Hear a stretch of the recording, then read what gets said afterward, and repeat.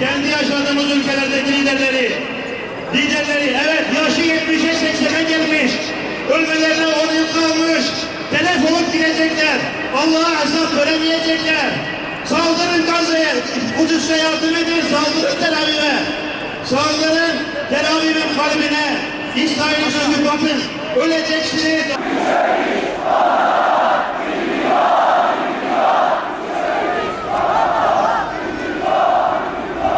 Sağ taraflarınızı kendi halklarınızdan korumak için yapıyorsunuz.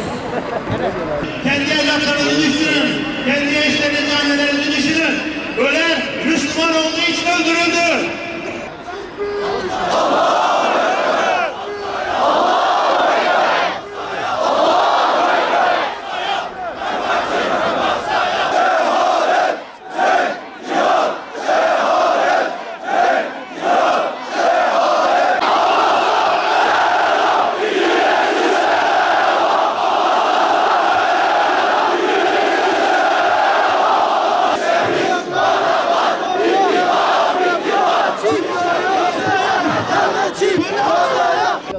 وقاتلوا في سبيل الله الذين يقاتلونكم ولا تعتدوا إن الله لا يحب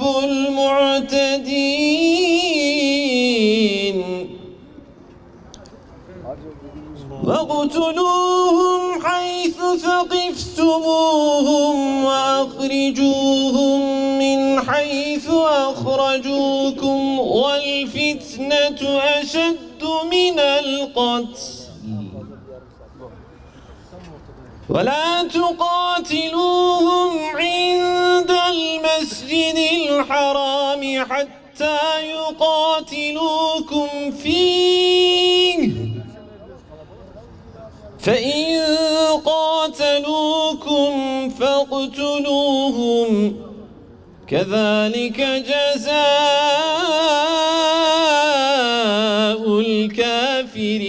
الكافرين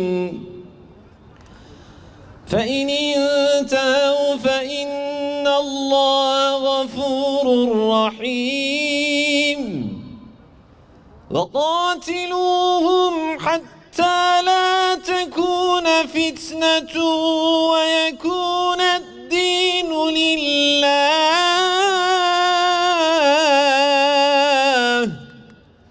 فإن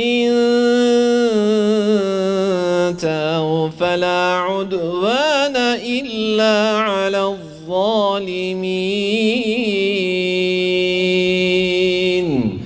صدق الله العظيم. Değerli Diyarbakırlı hemşerilerim, değerli Selahaddin Eyyubi el-Kürdi'nin torunları, değerli El-Aksa'nın intifadasının destekçileri, sözün bittiği yerdeyiz. Artık yeter diyoruz. İydi besse. Yahudilere bugün söz etmeyeceğiz. Zira onlar görevlerini yapıyorlar. Tarihte en fazla peygamber öldüren Yahudilerdir. Hazreti Zekeriya'yı demir testerelerle ikiye bölen Yahudilerdir. Hazreti Yahya'yı demir taraklarla etlerini kemiklerinden ayıran Yahudilerdir. Hazreti Muhammed Mustafa'ya suikast girişimde bulunan Yahudilerdir. Yahudiler sözden anlamazlar. Yahudiler normalleşmeden anlamazlar. Yahudiler barıştan, huzurdan, kardeşlikten, komşuluktan hiç anlamazlar. Onların anladığı tek bir dil vardır. O da güçtür. O da güçtür. O da güçtür. Artık yeni bir devrin başındayız. Artık sloganların, artık kınamaların, artık klavye mücahitliğinin sona erdiği ve artık fiili cihada geçmenin döneminin başındayız. Evet, sizler Selahaddin Eyyubi'nin torunları bir kez daha mertliğinizi ortaya çıkarak, bir kez daha mertliğinizi ortaya koyarak bu meydanda topladınız ve inşallah büyük bir cihadın burada kıvılcımını sizler ateşlediniz. Umudumuz odur ki bu cihad ateşi bütün bir ülkeyi ve bütün bir ümmeti saracaktır. Yüreğinizdeki bu cihad aşkı inşallah bütün bir ümmetin yüreğinde karşılık bulacaktır. Bakın Efendimiz sallallahu aleyhi ve sellem Müslüman Müslümanın kardeşidir.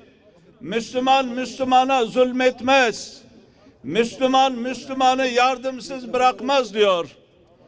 Bugün eğer ki Gazze'li kardeşlerimizin yardımına koşmayacaksak, eğer ki parçalanan o cesetleri, eğer ki dağılan o yuvaları, eğer ki bombalanan o hastaları, eğer ki tehcire zorlanan o kardeşlerimizin yardımına bugün koşmayacaksak, Allah Resulü Aleyhissalatu vesselam'ın bu sözünü ne zaman yerine getireceğiz? Gün kardeşlik günüdür. Gün ümmetin birlik günüdür. Gün cihatla yeniden diriliş günüdür kardeşlerim. Bugün birlik günüdür. Bugünden sonra, şu andan sonra, şu saatten sonra hiçbirimiz ama hiçbirimiz birbirimizin rengine, birbirimizin cemaatine, birbirimizin partisine bakmadan sadece ve sadece toplumsal nimetimiz olan İslami kardeşlikle kucaklaşacağız, bütünleşeceğiz, birleşeceğiz. Hep beraber aynı yumrukla başlarını ezeceğiz. Konuşmacı, Filistinli bir konuşmacı kardeşimiz söyle dedi. Dedi tarihin İmam-ı Gazali döneminde bir daha kuşatılmıştı. İmam-ı Gazali adamlar yetiştirmeye çalıştı. Ondan sonra Şeyh Abdülkadir Geylaniler geldi. Kendisi de adam yetiştirdi. Onların yetiştirdiği adamlardan biri Selahaddin Eyyubi'ydi. Bugün de bu akşam, bu gecenin saatinde inşallah ve yarından sonra başkanım ilan etti. Saat 10'dan sonra hep burada oturarak bu durumu sonlandırana kadar aramızda bir tane değil, inşallah binlerce Selahaddin Eyyubiler çıkararak hep beraber İsrail'i ve zulmü alkışlayan herkese karşı duracağız. 1948'den beri tam 75 yıldır her gün, her an İsrail bir yıkımı, bir imhayı dayatmaktadır. Kime? Kardeşlerimize, Filistinli dindaşlarımıza ve dolayısıyla son 17 yıldır her gün Gazze'ye ölüm kusmaktadır. Ölüm. Bizim bütün bu olup bitenler karşısında sessiz durmamızın, kayıtsız kalmamızın, ilgisiz bakmamızın bizde hiçbir hakkı ve haddi yoktur. Dolayısıyla biz sorumluyuz. Biz bu davada tarafız.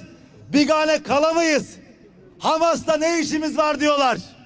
Ya Hamas bizim kardeşlerimiz. Hamas bizim dindaşlarımız. Hamas bizim dava kardeşlerimiz. Biz bu meselede tarafız. Biz Selahaddin Eyyubi'nin torunları değil miyiz? Evet. Selahaddin Eyyubi'nin ne işi vardı Hamas? Kudüs'te ne işi vardı? Aksa'da ne işi vardı? Onun ne işi vardıysa bizim de bu akşamda, yarın da bu işimiz vardır.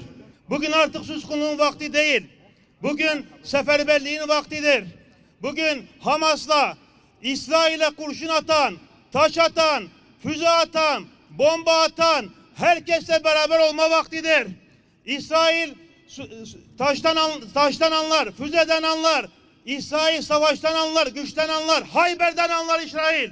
İsrail ancak ve ancak Müslümanların bir araya gelerek saldırmasından anlar. Dünyanın en korkak, en alçak, çocuk öldüren, bebek öldüren, yaşlı öldüren, sadece ve sadece bunu yapan, Gazze'ye giremeyen, Müslümanların yanına yanaşamayan, ürken, korkan tek devletidir. Aslında bir terör devletidir. Bu nedenle bu saatten sonra meydanlarda olmanın, tek başına eylem yapmanın, konvoy yapmanın, yürüyüş yapmanın tek başına anlamı yoktur kardeşler. Dünya tarihi boyunca belki böyle bir insanlığın öldüğü gün olmamıştır.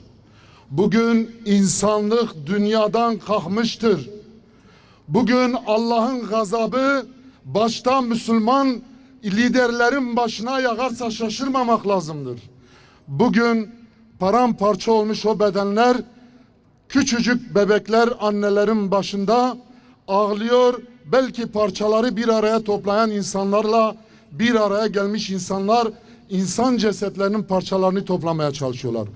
Kahhar ve cebbar olan Rabbim, senin dinin için savaşmayan, senin rızan için mücadele etmeyen, senin davanı gütmeyen İslam devletlerinin toplamış oldukları o milyarlarca dolarlık silahları, milyarlarca dolarlık o teknolojik cihazları ve milyarlarca dolarlık saraylarını onların başına yık. Mescid-i Aksa bir iman davasıdır. Mescid-i Aksa'nın meselesi bir toprak meselesi değildir. İslam düşmanları bizi oyuna getirdiler. Önce dediler ki Mescid-i Aksa sadece Arapların meselesidir dediler. Daha sonra dediler Mescid-i Aksa Filistinlerin meselesidir dediler.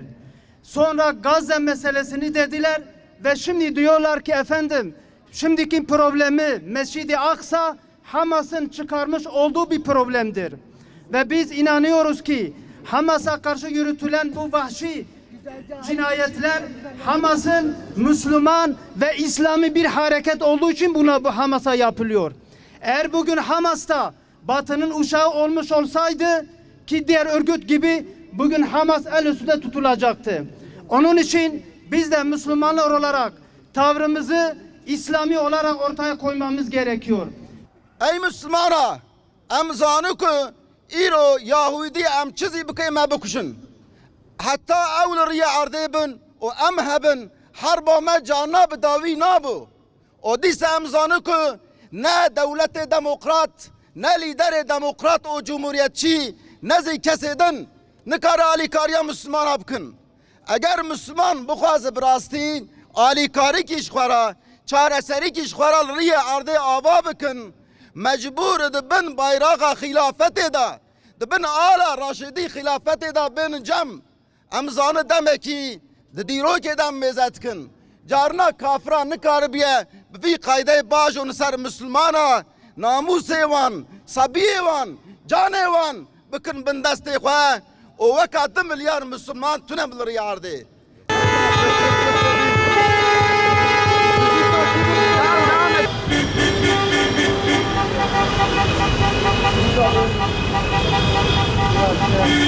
En sağdan gir, en sağdan gir. Hepsini 100 gir.